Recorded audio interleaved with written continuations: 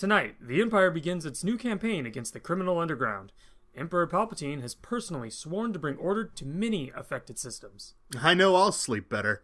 Wait, didn't you get seized by the ISB earlier? I have no idea what you're talking about. Please don't send me back to the facility. Praise the Emperor, and more, at 11. Welcome back, you herd of Tauntauns, to another episode of Hoth Topics, a podcast about Star Wars. I am your Resistance flyboy, Ian. Joining me this week, as always, is our First Order ace, Jon. And we have another guest with us today, Star Pilot for Hire, Mike. Hey, Mike, how's it going? I'm doing well. How about yourself, Ian? Welcome to Hoth Topics. It's good to be here. Big fan. Yeah, you are. Probably one of our first fans. Yeah. One of our only fans, perhaps? I'm not going to sink to that depth of sadness. Aw. But, yeah, Mike, you have had the honor of listening to the two of us babble in your living room for a couple weeks at a time here now. It's true. Yes, that has happened. So, we brought you on today because, Mike, you go to a lot of the Star Wars movies with us, the last couple premieres. You've joined us and have been a big part of our personal Star Wars experience. Correct. And as is tradition, we will be all going to see Solo coming up here in, is it about a month, Jon? As a Star Wars fan, Ian, you should know that it comes out May 25th. So it's about a little bit over a month from time of recording. Right, so a little bit over a month until it comes out. And this has been kind of a interesting time in terms of the pre-movie talking with Solo. It's kind of one of those, I'm going to say, contentious subjects right now. There are people who are into it. There are people who are not so into it. And the movie is going to have a lot of things to live up to, considering the iconic characters that it's dealing with. Given that, today we'd like to talk about Solo. A Star Wars story? A Star Wars story. Solo the Solo Experience, featuring Solo the Soloist, is how I think I referred to it last time. But before we do that, Mike... That's me. We should probably let people know who you are. Oh, get ready to be disappointed. Who are you, Mike? Who is Mike? What is the core of Mike? Mike is it's really just Jon's roommate at this point. What's one of your first Star Wars memories? As somebody that grew up in Southern California and being lucky enough to be within driving distance of Disneyland, I remember being able to go through Star Tours as a kid, having a lot of fun just, on that ride. That was basically, I hadn't seen any of the movies at that point. I didn't really know what Star Wars was when I was going through there. I was just having, kid fun being able to go through the galaxy and blow something up at the end and being the good guy and then getting off the ride and doing it all over again when I get back into the line. That's kind of crazy. So your first Star Wars experience was Star Tours. Yes. What a way to be introduced to Star Wars. Right? Wow. That's pretty crazy. Yeah, it was super fun. I like that. That's really awesome. Well, once you had your time on the ride, obviously you went and saw the movies at some point? Yes. So the first movie I saw was The Phantom Menace. Okay. My goal was, after I saw that first one, was I'm going to watch these in number order because I saw the first one first. I knew the other three, the 4, 5, and 6 had already come out. But I saw the first, episode 1 first and said, hey, I might as well go through 2 and 3 until I see the other movies. That plan didn't come to fruition when my high school teacher showed us A New Hope before I was able to see episode 3. And so it was awesome, super fun to see that movie. But my original plan of kind of going through chronological order didn't come to fruition. But yeah, saw the first movie, really enjoyed pod racing and just the fun, kid aspects of that movie. So yeah, it was going through, seeing the first 2 prequels and then seeing 4, 5, and 6 and then finishing with 3. It's kind of an interesting way of being able to view those. That's pretty unique. Yeah. There's not probably a lot of people that have seen the movies in the same order that I have. I don't think so. But that's what I went through. So I I've enjoyed every one of the movies for different reasons, but yeah, seeing them in that order kind of gives me a different kind of stake in the whole viewing experience of the Star Wars movies. Is there one that sticks out as your favorite? My favorite movie out of every Star Wars movie, I think, is A New Hope. The reason behind that is because of how I view movies more so than the content within New Hope. I love what New Hope did to create the galaxy, create the world, create the scenes, create the, everything about that movie. Everything after that was just kind of adding on to what was already created within that first movie. So, whenever I look at, trilogies that are outside of Star Wars, I always see that first one as super special compared to everything that comes after it because of how much effort has to go into world building and character building and everything that goes into that.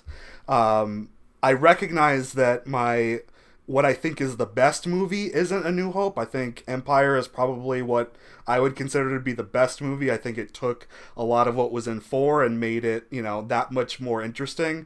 But it was a lot easier to do because they didn't have to focus on creating the world, creating the characters. They could just expand on all the things that was already created beforehand. So what was done in 4 was by far the most important and kind of, laid the groundwork for everything that came after it. And so that's why I like 4 the most. And it is a really impressive feat of world building. Mm-hmm. That's one of the reasons why it's so iconic. Yeah. So yeah, that's a really great reason to love that movie. Do you have a favorite character? I've kind of fallen in love with Kylo Ren ever since I've seen the new movies. Okay. Not another popular opinion, but the reason behind it is I love Kylo because he's this almost the same sort of bad guy that Darth Vader became, but you're able to see his emotion because he doesn't have the helmet. You're able to see so much more about what he's able to kind of add to the character because, you're able to see him. You're able to see what he's going through as opposed to either, what we saw in Hayden Christensen in the beginning, which was kind of a whiny jerk that I didn't really appreciate when I saw those movies, or that you saw in Darth Vader with just a mask and, kind of hollow dialogue. So when, Kylo is introduced, I see this almost the same flawed bad guy that we've seen previously, but you're able to connect with him a lot deeper than you would just this, either, faceless bad guy or this kind of guy that, is just kind of going through the motions of becoming a bad guy, but you don't really connect with because, I don't know, I just didn't connect with his character and actor that went through it. So what Kylo kind of represents is a way for me that, I'm always the guy that roots for the good guys, but I've seen so much in him that he's seeing what he's going through as the good, he's the good guy in his storyline. He's the good guy of what, he goes through the world, and, he's that guy that's going to save what he believes in. And we're able to see it on his face. Adam Driver just kind of blows it out of the water for me as a character actor, and and so yeah, Kylo Ren has just been super fun to kind of see along, and I can't wait for Episode 9 when we're able to see where that goes after that. Oh yeah, absolutely. I think after The Force Awakens, I'm not sure if I would have had been on the same page as you. But after this new movie and getting the character development we did with Kylo Ren, I agree with you. He's a really cool character. Yeah, Episode 7, it was a good kind of intro of him, but we got to see so much more in 8 and The Force Awakens that we're able to kind of expand how he plays within the world as opposed to plays within just kind of his own realm of the bad guys that he involves himself with. But you kind of reach out after that and reach out to the other people and trying to get them to influence him and him to influence them, and you just kind of get this play that is a lot of fun to watch so far. He really does have some of those elements of a character who, even though he's the bad guy, thinks he's doing the right thing. Mm-hmm. And that's one of your favorite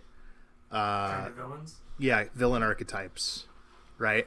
So would you agree that it's kind of a thing with Kylo Ren? Yeah, I think a lot of the Darksiders that we see in the movies, they get seduced by the dark side with like the right intentions.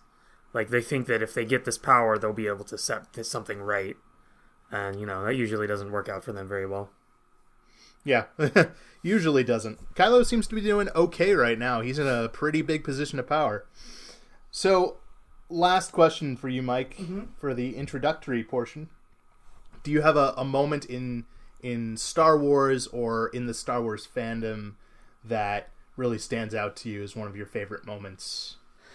Yeah, I think just like I didn't really pay attention to Star Wars. Like I said, I went on Star Tours and that was super fun. That was super innocent. It could have been any ride. It could have been not Star Wars related. I think it would have had just as much fun. When I started paying attention to Star Wars was when Episode 1 was about to come out, Phantom Menace was about to come out, and you see the news stories about people waiting in lines to see Star Wars months in advance of when it was going to be released, and I knew that was special.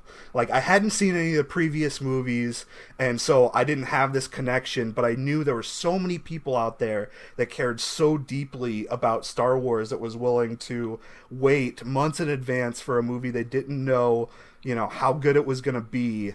I knew that was special, and I knew I wanted to attach myself to that in some way. So I knew I had to watch that first movie to see what people were talking about. Obviously, it probably would have been a good idea to go see, the first 3 that came out. Before that, I didn't. I wanted to kind of catch that fever that other people were getting within Star Wars, and so right from the start, I knew this was a fandom that cared about what they were passionate about, and I wanted to be a part of it, whatever that looked like.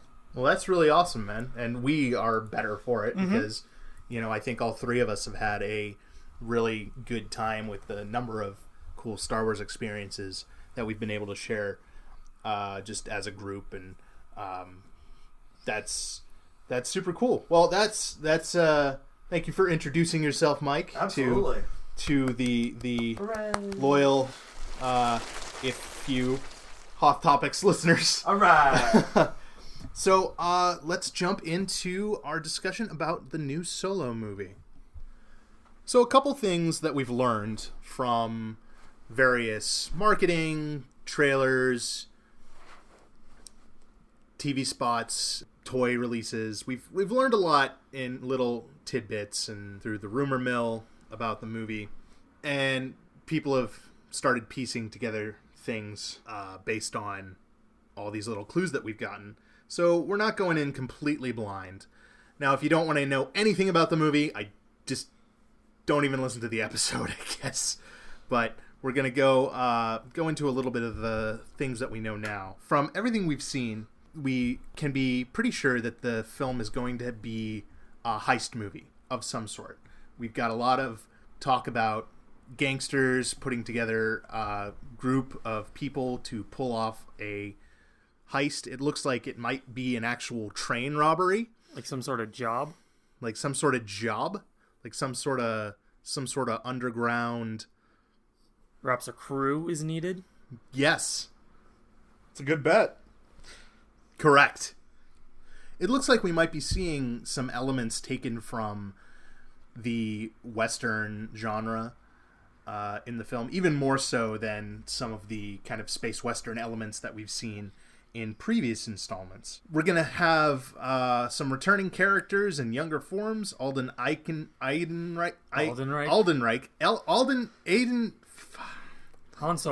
Solo, played by Han Solo. I did this last time. I apologize. I can't pronounce your name. We've got Lando being played by the very popular Donald Glover.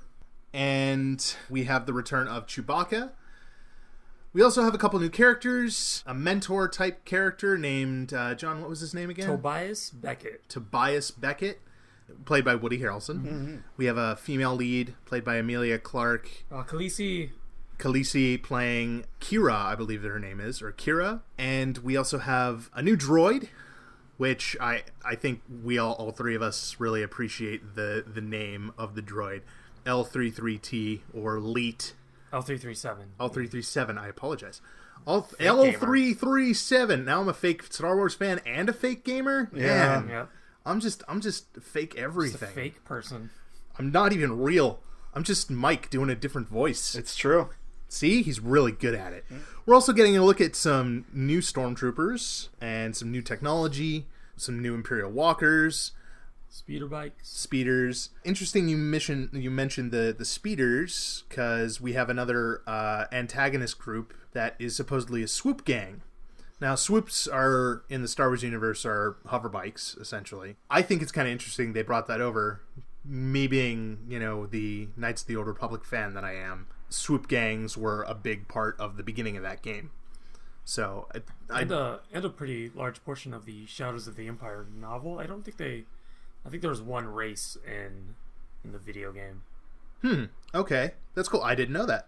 Along with the swoop gang, we'll have some antagonists in the form of the Empire, and in the form... Antagonists in the form of the Empire, and some gangster elements as well. Supposedly, the movie will take place showing scenes covering a several-year period. I don't know what that means. I've heard over a 6-year period. Right, but it would be interesting to see how they do that, because it could be just a flashback that happens Rogue One style, Right. or it could be something different. an actually 6-year-long movie. I don't think that the budget was that big. I mean, Ron Howard did a lot of reshoots, and I don't think he could have reshot 6 years worth of footage in the time that he did. I wouldn't put it past Ron Howard to do it. That's fair. He is a very good filmmaker. The one other thing I have in my notes here is that we might potentially see the Kessel Run, the famous Kessel Run that is mentioned several times. I've heard that Han Solo completes the Kessel Run in 14 parsecs. 12. Oh. 14. So that's really a vague cover of what we know is going to happen in the movie, some of its elements. The trailers are out. They look pretty good, at least in my opinion, personally. Did you guys have, what'd you think of the trailer? The second one, for me, is what really grabbed me in terms of getting me interested in the project. Mike, what do you have you seen the trailers yet? I have seen all of the trailers that have come out so far. Again, it's good to be able to kind of get a mix of some of those old characters along with new characters. I think a lot of the movies that we've seen so far has just been the old cast and the new cast, but when you get, we get to see a look back in, what one or two of those characters that we already have established and get them in kind of a new world and new kind of view into what they look like. I think that's pretty exciting. How about you, John? Anything stand out to you? Well, as you know, Ian, I was a big fan of Rogue One. I like the idea of these side stories in Star Wars that don't necessarily affect the main not timeline, saga line. Is that, you know what I'm saying? The main conflict. Yeah. Even though the two that have come out have totally directly affected the main Yeah. story. But Rogue One was kind of a big deal what happened in that movie. Yeah, just a little bit. Spoilers. But I like this idea. When they first announced the spin-off movies, I was for them just because I like the idea of more live action media taking place in the Star War. Right. Because we all need and love us some more Star War. And I know that I was probably in the minority of people that were, I wouldn't say excited about the Solo film coming out, weren't hating it. And I think a lot of that goes back to priorly established extended universe canon, and people already have their idea set on what these are. About that in a little bit. Yeah, exactly. And that's where most of my thoughts are on these movies, is kind of that in that realm of discussion. Right. But as for the trailers, as mentioned previously on other episodes, I'm a costume maker, and the fact that there are now 4 new Imperial troops in this movie that we know of, that we know of, and one of them being very close to what General Veers looks like, a costume in which I own. I'm excited that I might be able to get a Solo costume done before Solo comes out. You get a month, man. Yes. Gotta get on that. You're going to lose your living room, Mike. It's been lost for a great amount of time, so it's his at this point. I legitimately started cleaning our living room, and then I noticed that this new unit was coming out, and I had to stop putting my tools away. Well, so, John, you started kind of going into it a little bit. There has been some, I'm going to call them interesting reactions to the Solo movie since its announcement. And going through its entire development, we've had some ups and downs in terms of fan appreciation or lack thereof for the film. And external and internal Lucasfilm issues are surrounding the movie. Right, yeah. And I think that it's important that we kind of go over some of those things. Because I've been guilty of some of that apprehension about the film for up until very recently. I think I wasn't exactly excited for it, but I think it's kind of important for us to go over some of the concerns that we have, kind of discuss this subculture of hating the film before it's even come out, and then go into the potential that the film has to be great if we give it that chance. So overall, that's kind of what we're going to be going into today. Starting off with some of the concerns. So, John, taking one of the most iconic Star Wars characters there is, yep, bringing him back to a younger age with a different actor and giving him a Solo movie, there are some legitimate concerns that people have about how this film could potentially be handled. Now, I want to point out there's a difference between having a concern about a film and not liking it before it even comes out. They could do everything right, they can do everything wrong, we don't know. These are just some things that we as fans of Star Wars in general, and of Han Solo, hope that are addressed properly in the film. So, what's something that you're a little concerned about? For me, there's nothing in the movie that I'm going to be concerned about. For like how they go over his background or the origin stories of the Falcon or Lando or whoever, because when they wiped the EU, they wiped everything. So anything that Disney puts out now, that's kind of the canon that we have to accept. Even though I know there's a lot of people that aren't going to like that. Right. I'm more concerned about the fandom and how it's going to tear itself apart again, like after Last Jedi. I think that like with all these new movies, and even with the prequels, there has been that we don't need this sort of thing. I'm just more excited about there being more Star Wars. One of the concerns that I personally had was with Solo himself. Everybody seems to forget that when we met him in A New Hope, he was a drug smuggler working for a gangster.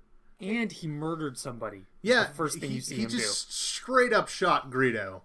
It's important for me, personally, that when we get to the end of the film, we're seeing Han Solo starting to be, or being, the kind of jaded, cocky pilot who is a drug smuggler, doesn't follow the law, who's the type of person who could work with Jabba the Hutt. That's just, for me, something that is important. I don't think he should be that hero before he actually gets to be that hero. Right. He shouldn't have the hero character arc in this movie and then have the hero character arc again in the original trilogy. Right. Yeah. That was one of my biggest concerns. Mike, do you have any concerns about Solo and how they might handle the character? Or any of the characters that we're seeing? The only concern that I would have is that with kind of the original Han Solo was that, like you said, he was, kind of the bad guy and kind of turned good at the end. But he also surrounded himself with a lot of people that influenced him in a different way. And I'm worried that, when we go back and we kind of see, like, we had Lando, we had Chewie, the character kind of morphs into something that it's a really headstrong character. It's somebody that is kind of his purpose is to fulfill himself. So if he gets too many people that are kind of introduced into his universe, then that would kind of morph into something different that cares about, other people or this, big galaxy that he's in. I kind of like Han the way he is just kind of fulfilling his own destiny and worrying about himself and, maybe one other person that he associates himself with, as opposed to kind of the go-getter, hero type that we'll see later on. Right. And I think there's a way to do this film in a way where maybe that's where we see his arc going. Totally. And then something happens that turns him into the Han that we know at the beginning of A New Hope. Mm-hmm. But yeah, I agree with you. It's important to have that staying true to the character's past, yeah. I guess. Staying true to that character's identity as we knew him before he became the big hero. John, like you said, a lot of people think that this entire film was an unnecessary story to tell. Mm-hmm. I'm not so concerned with that part. I was guilty of that thought kind of in the beginning. One of the things that I'm a little concerned about is too much information. We might be getting the Kessel Run. We're definitely getting Han meeting Chewbacca, and him meeting Lando, or a first interaction with Lando, and him getting the Falcon. I hope that they kind of limit those sort of, hey, look, it's the thing you like references, because there's a place for that type of film. Quick example: I saw Ready Player One, and that film is just, hey, look at the thing you like. That's the entire movie. But because that's the entire movie and because that's what it was trying to do, it's okay. I was able to turn off my brain and I really enjoyed that film for what it was. And we've seen it a little bit starting to happen in the new Star Wars movies. I think too much of that is not a great thing for Star Wars. So personally, I think limiting those sort of going too deep into the references and focusing more on a good story, I'd really like to see them do that. What do you think, Mike? Yeah, I think those iconic moments are great, but that's what they should be. They should be moments within a gigantic story that we're seeing this character go through. So, seeing that one thing in particular, seeing the Falcon for the first time and seeing maybe a little bit of history of how he got into there. That's great, but I want to see a little bit more storyline as opposed to just kind of filler details about, how those kind of iconic things became a part of, the lore within Star Wars. Right. John? Yeah, I almost would have preferred if they split up those three things that you just said, those three big events in Solo's life, into three separate movies. But I think they're still a little nervous on the Star Wars story as a movie franchise in itself, where they didn't want to take the risk of having them introduce Chewie and also have these stories where they introduce the Falcon and introduce Lando that would be down the road. Right. So instead they just took the thing that they know would sell and threw it all into one film. And I think I'm with you, Ian, where I'm a little bit concerned where those three big events are going to overshadow each other, so that we don't get, the moments won't feel as important as they should be. Right. Because we'll be too busy like, oh, look, it's how he met Han. Oh, but look, it's a Falcon. Oh, look, here's Lando. And then those moments of like, oh, this is cool. This is that backstory you wanted gets overshadowed by another backstory. Right. Just so not enough time to tell the story of those important moments. Mm-hmm. Yeah. That's I think that pretty much covers the concerns. Did anybody have anything else? Well, I mean, just story-wise? Or with the whole film? Well, I have a whole list of things that people are upset about. Right, and I think we'll kind of go into that next in terms of the fan reaction. Okay. But are there any other personal worries that you have about kind of the direction they could go with the film? Well, I know I just said a couple, like it's a negative thing about what I'm not looking forward to. If they do it right, it could still be incredibly entertaining. Oh, absolutely. I don't think anyone really knows how much Ron Howard went in to shoot, or how much of the story got changed after. I can never remember their names. Phil Lord, Miller and Lord. I can never remember which first name Lord goes and with Miller. what last name, and that's unfortunate. So we don't know how much of that's changed. I know we all know Ron Howard is a pretty solid storyteller. And I know we're going to bring this up in the next segment, but to kind of quell people's concerns about reshoots and director switching, it might be kind of a new phenomenon to Star Wars, but it's definitely not an unheard of thing for film in general. Like, films have reshoots. In fact, very few films don't have reshoots. It's a thing that happens. It's a way to go back in, pick up shots that you didn't quite get, apply changes to story or elements that didn't work. It's a way to make the film better. And we saw that with Rogue One. A lot of people went in saying, oh, they had so many reshoots, they must have had a lot of trouble on set. And I don't know about anybody else, but I came out of that movie really enjoying it. Absolutely. And I think that, reshoots, and they're there to help make a better product. Mm-hmm. So it's like patches for video games. Right. Worrying about that as a sign of bad times, those two things are not the same. Like, there has to be a lot of things going wrong, and then maybe you can look at that and say, oh, well, maybe something's not going right. And the same with director switching. It was a little weird, this one, with Miller and Lord working so much on the project and then getting booted off. But, they're taking an executive producer credit on the film. There are many projects out there where directors come in towards the end. Some of them come in halfway through. Many, really well-known movies have that happen. I was bummed when Lord and Miller were fired, because they have a very different tone to how they direct movies than what we've seen in Star Wars movies. And Kathleen Kennedy, when she announced these movies, I think it was Kathleen Kennedy, said that they wanted to bring in different directors to have different tones in Star Wars movies, and it seems like after the troubles with Rogue One, they weren't ready to actually fulfill on that, and wanted to bring it back to a unified style.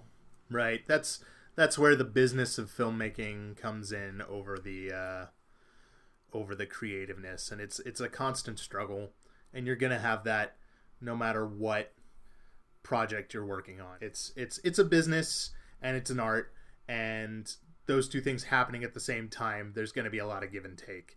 So, well, this does set a precedence for a Star Wars story film to not really be a film until the director's fired. let's hope that precedent doesn't stick around too much. I mean, I know it's not a ideal situation, and I know it's not the end of the world, but no. Let's no.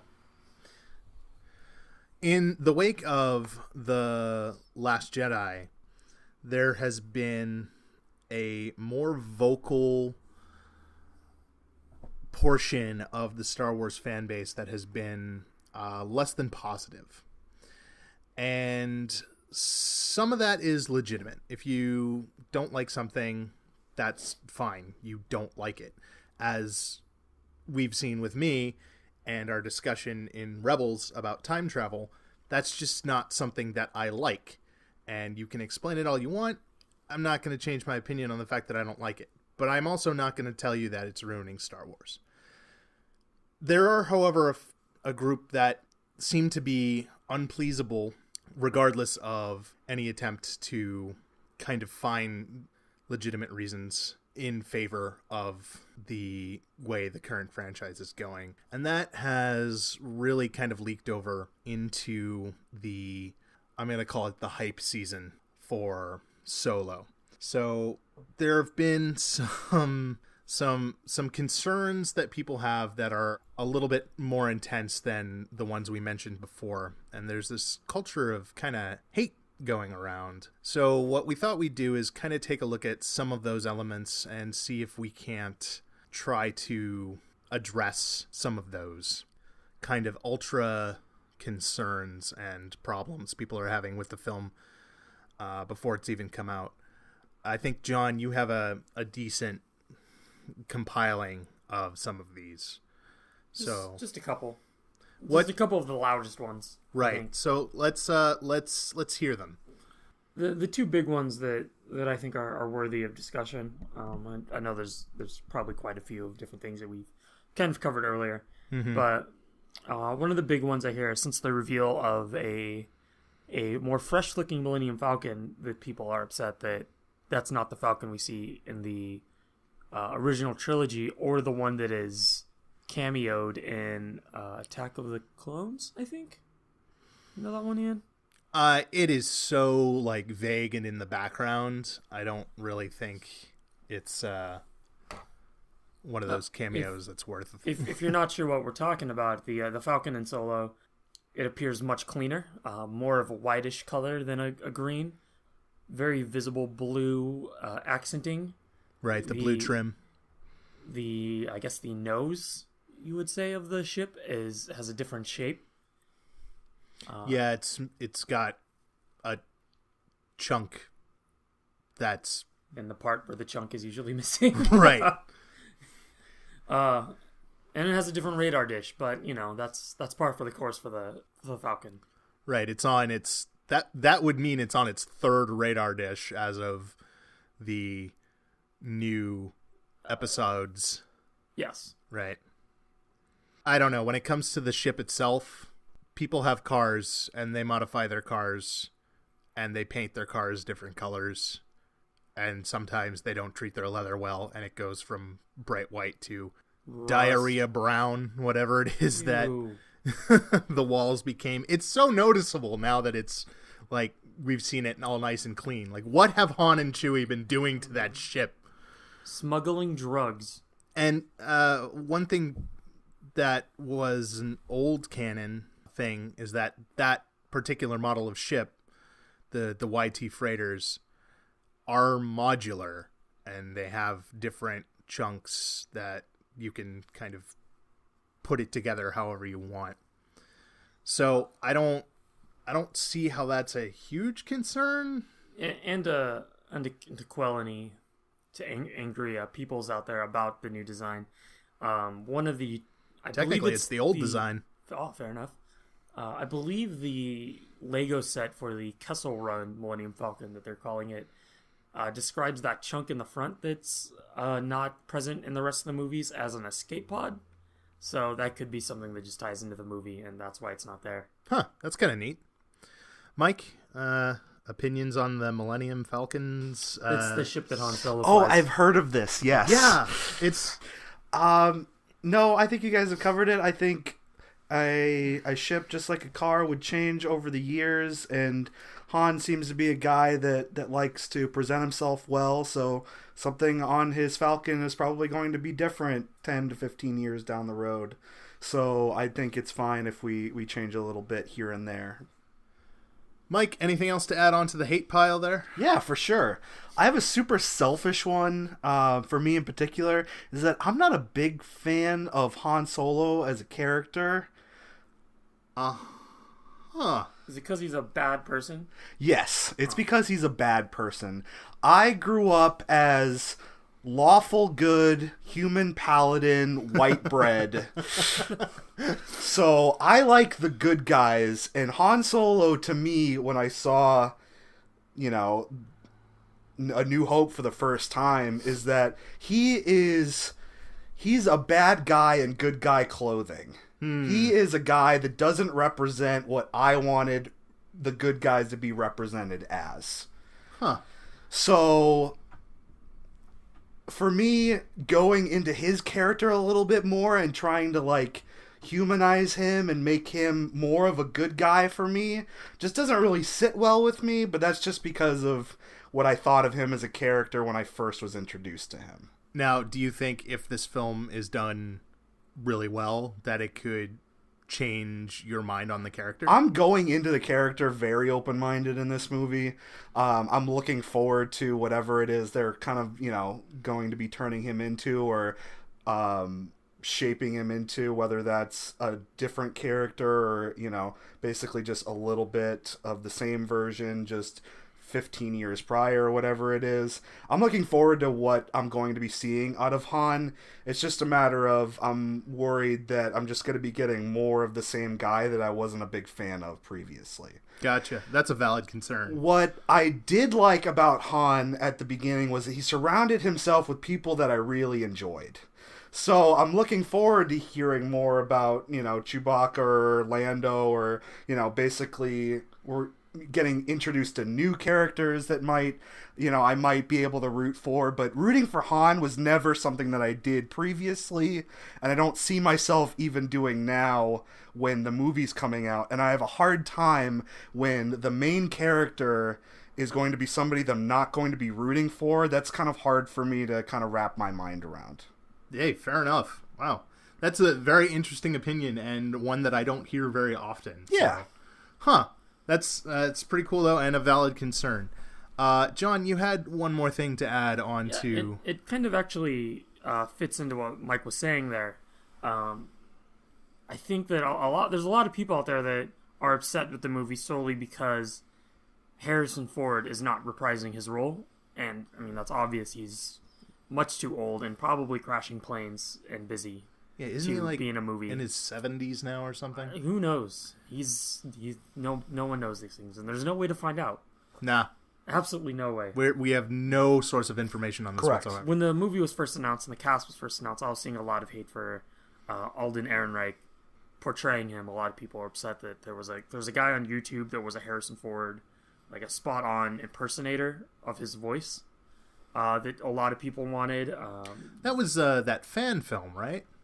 No, I don't know if he was in that. I know that there was a guy that could do Harrison Ford as Han Solo.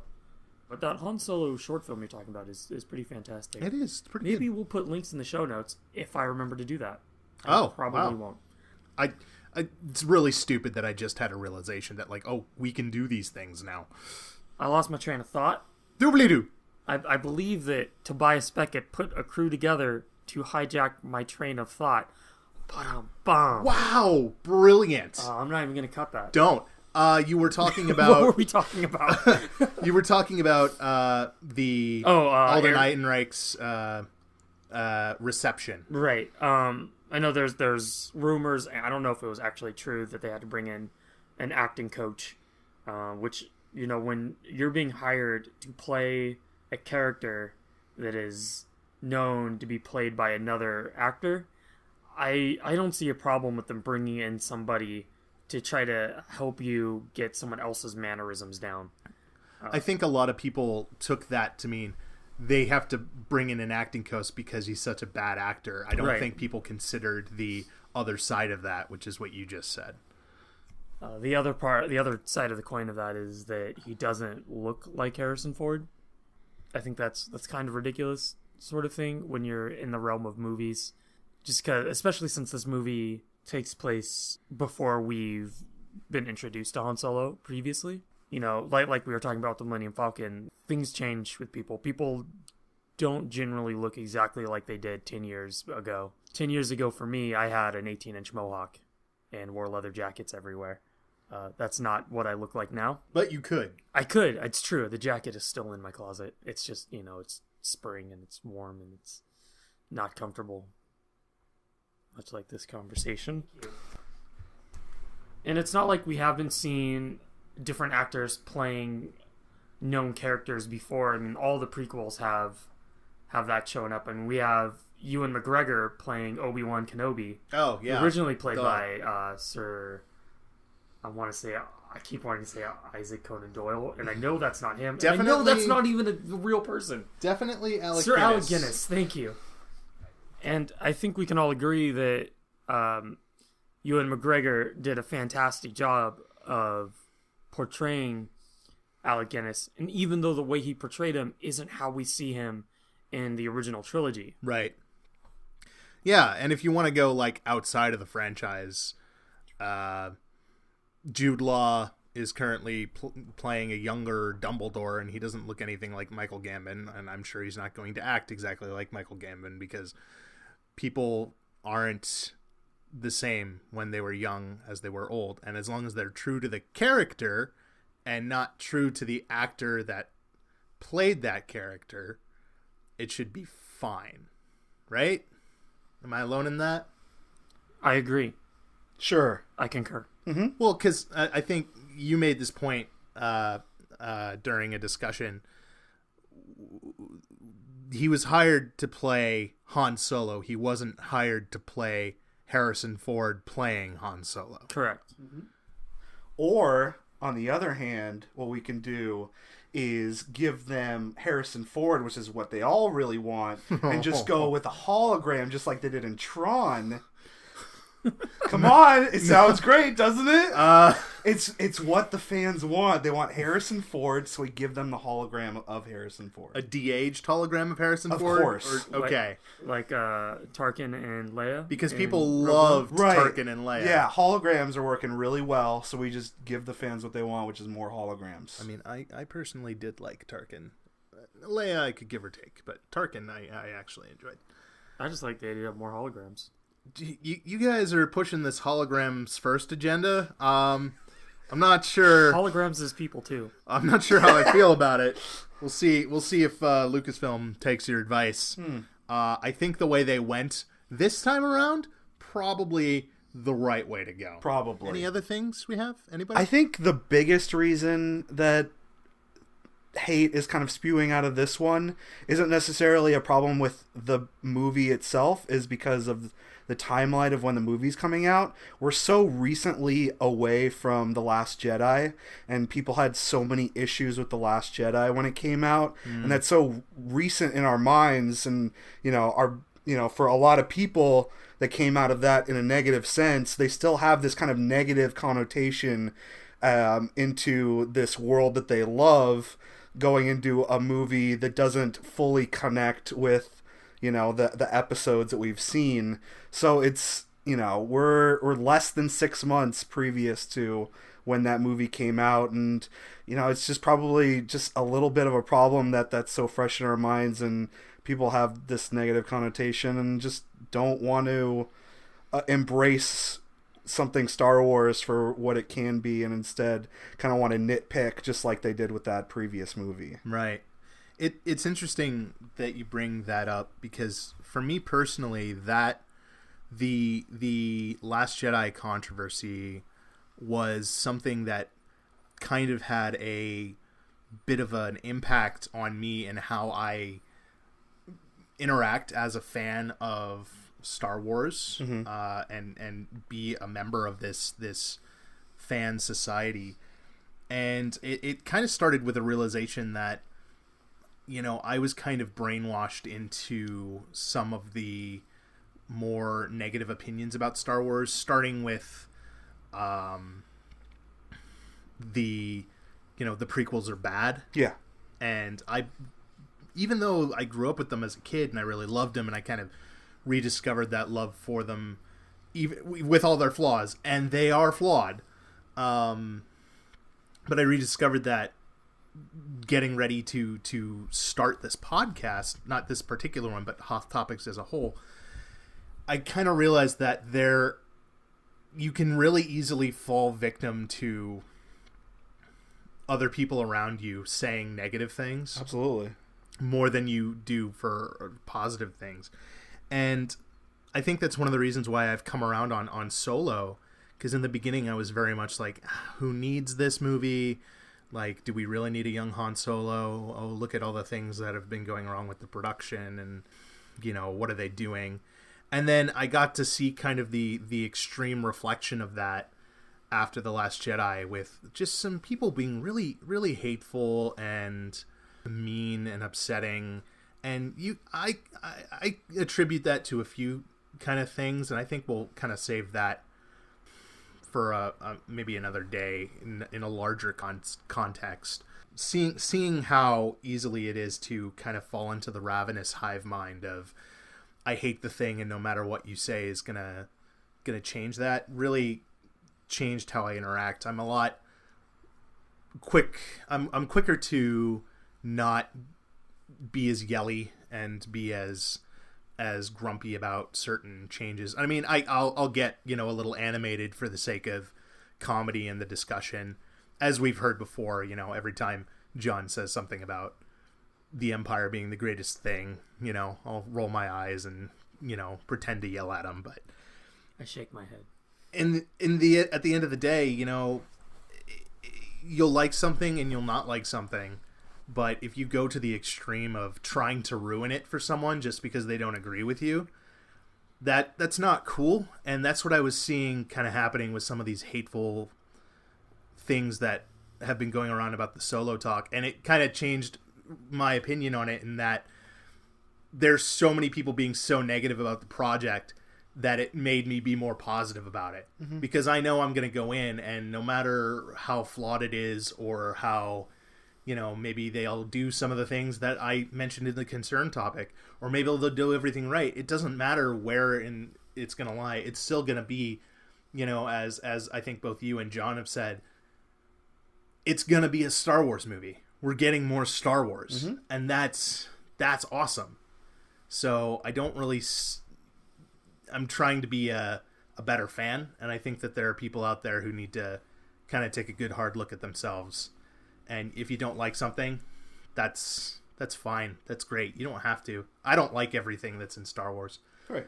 But I'm not going to try to break it down for you just because you disagree. I remember coming out of the last movie and loving it, and then going back and sort of reading some of those negative aspects that people were saying. And I remember the moment when I thought, should I have liked this movie as much as I should have? Because maybe I just ignored all these things that other people were saying. Mm-hmm. But that's kind of just like robbing my experience in a movie. My experience is going to be different than everybody else's experience with another movie. I loved it, and I appreciate those that don't, and I appreciate those that don't and are also vocal about it, because one, their passion is totally valid about what they're talking about, and two, not every fan's going to be the same, and I appreciate that wholeheartedly.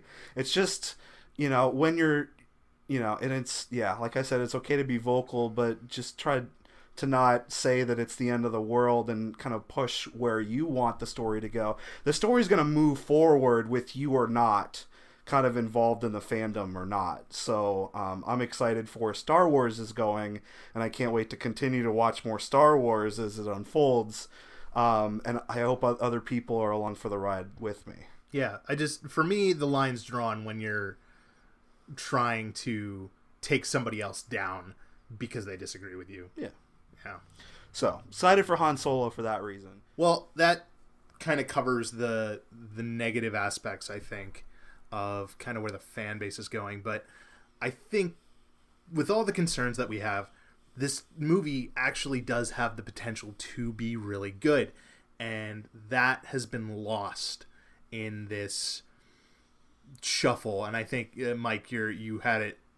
You hit it right on the head there with the point that it's so close after the Last Jedi controversy that it's kind of spilling over. And I don't think people can really see the potential that the film has. So right now, I'm going to open it up to you guys here. What are some things that this movie can do really well if it does well? It's got some great potential. So what are things that you want to see? What are things that you want to happen in this film that it's gonna make you say, you know what, when you come out of that theater, yeah, this was a good movie, I'm glad I came, I'm glad I enjoyed it, it's a good addition to the Star Wars universe? I'm excited about the prospect of something happening within Star Wars that doesn't have a gigantic implication on the rest of the galaxy. I'm ready for a story that, it has prominent characters, but maybe we're just basically setting up those characters and we're getting a little bit of story, but doesn't necessarily have to shape the course of history within the galaxy and do a whole bunch of stuff that is super important to what's going on outside of their realm. I'm excited for a little bit of character progression and a little bit of fun storylines in order to progress the Star Wars, kind of, the next part of Star Wars forward. We're going into a time where we're going to be getting, we're going into Episode 9, and then we're getting a whole lot of other movies that are going to be coming out after that. And so we're trying to figure out, how we can get into those movies without having to go back into the past and playing up a lot of things that might not be all that important. And so I'm excited about Han Solo and some of those characters that we're used to seeing, but also just, them being themselves as opposed to them being heroes and such influential people out there. Yeah, this could really be a good start to a good gateway to those smaller stories in the galaxy. Even with the TV shows like Rebels and Clone Wars, we still have those higher galactic stakes on the table. And this is going to be a good first step into seeing those smaller stories and seeing things that don't need to be connected to the overall Skywalker saga that we've been seeing in the saga episode numbered films. John, you have anything in particular to add to that, or to that you think is going to be a big plus in your book with this film? Well, as mentioned in several podcasts before, probably all of them, I'm a big Empire fanboy. I like the technology and the armor, the uniforms, the starships, how they just control the galaxy and bring peace and prosperity to all of its citizens. So I'm excited to see what the prop department and the design team pump out to fill our screens with. I know that there's a couple of the new stormtroopers that we talked about, new Imperial forces. They don't all look like stormtroopers, but there's a couple specifically that I'm excited for because they are very close to armor that I already own, so I can make this and hopefully have it done by the time the movie releases. And you're specifically talking about the Mud Trooper. Yes, the Mud Trooper, who just looks like a German World War I trench soldier with the gas mask and the body armor and so forth and whatnot. Yeah, that's a really good point. I'm looking forward to seeing a deeper understanding of Han, Chewie, and Lando, and kind of how those characters interact with each other. If it's done well, then it could be really, really awesome. You guys covered some of the other points that I had here. I do also think that it's going to be cool to not only get a look at the Imperial military machine, but also a closer look at the criminal underground of Star Wars. And that's always been something that we've seen glimmers of throughout other media. I think that this particular movie is going to have a really big emphasis on that. So we're going to get a lot more lore in terms of how criminal operations operate in a galactic society, and I'm pretty stoked about that. And John, I think, and I'm not sure about this, but I think this might be the first Star Wars film that doesn't have force sensitive shenanigans. They're going to be in there. You think I've so? accepted that. It's probably going to be something dumb, like it's going to be like Qui-Gon Jinn just like showing up in the bar and like decapitating somebody like a Jedi does for no reason. And then, or like Mace Windu just hanging out in a tree. See, now with Rogue One, I was really happy that they included Chirrut as my little force cameo to please my Forcey fanboy side of things. But I honestly believe that I think that this film is going to be better off if they don't have any of that in it, honestly. Well, I've had conversations with people that said the Star Wars movie isn't a Star Wars movie unless there are Jedi in it, because that's what makes it Star That So I have a feeling that they're going to shoehorn something in, like Chewbacca being Force sensitive, or that other Wookiee in the trailer, who I'm hoping is Lumpy. You hope that Force other sensitive. Wookiee is Lumpy, Yes, Lumpy, As in- Chewbacca's son, Lumpy. as in Chewbacca's son from the holiday Christmas special. Yes, which has not yet been clarified as canon or non-canon, because they refuse to acknowledge it. Right, I'm pretty sure we can safely assume it's non-canon. I've heard some people say that might be Mala, his wife, not his son. Which could also mean that if Mala is canon, Lumpy's canon. That's not how that works. I'm sorry to tell you. You don't know canon. I know plenty of canons. Speaking of canon, what sort of ridiculous cameo from a background character do you think we will see in this movie? Oh God. Well, I think we're gonna see some Boba Fett action, and I would love it if his involvement would be strictly background.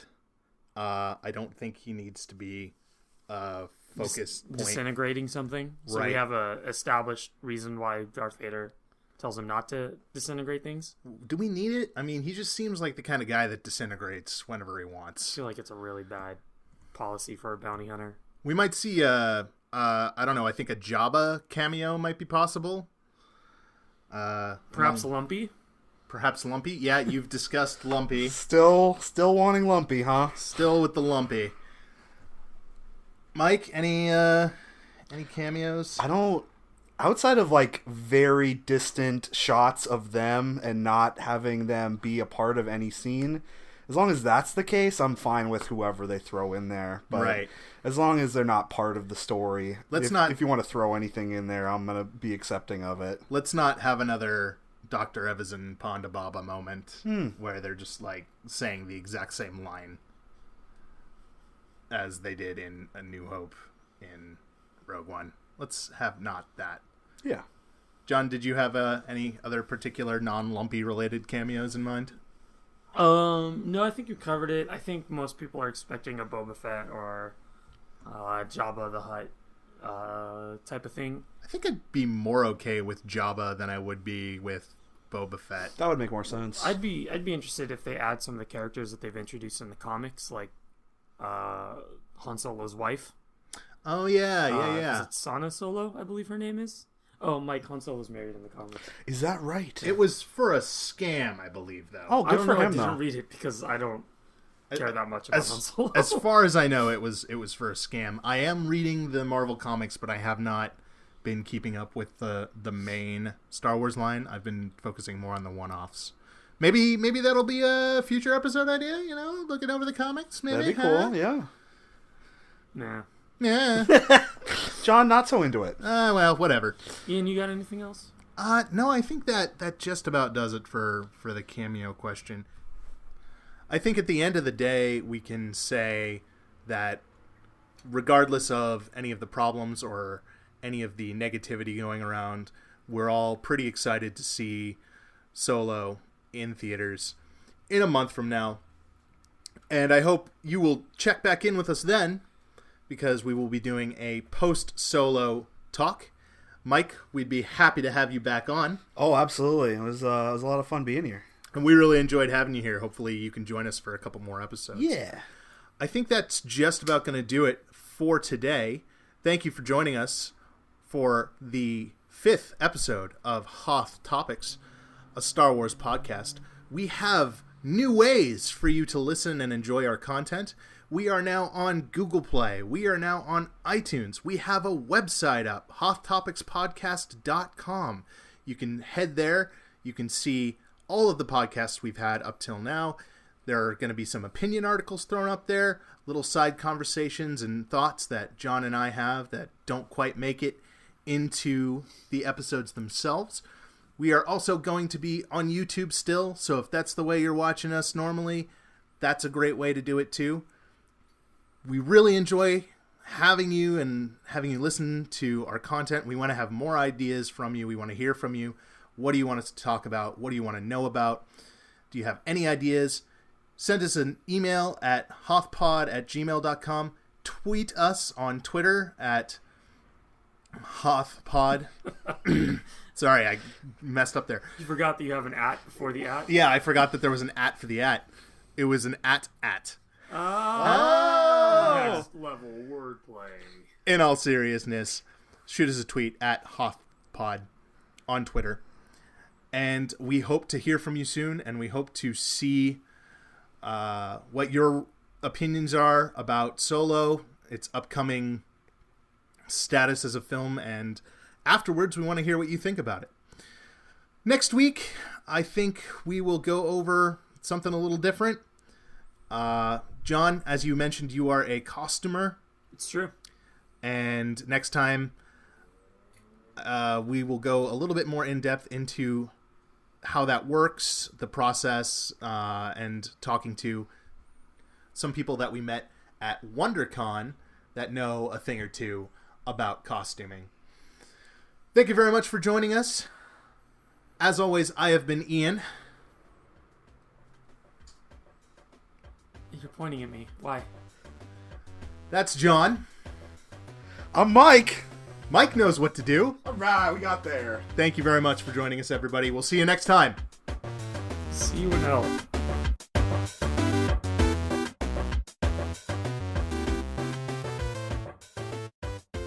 Speaking of canon, what sort of rambling continue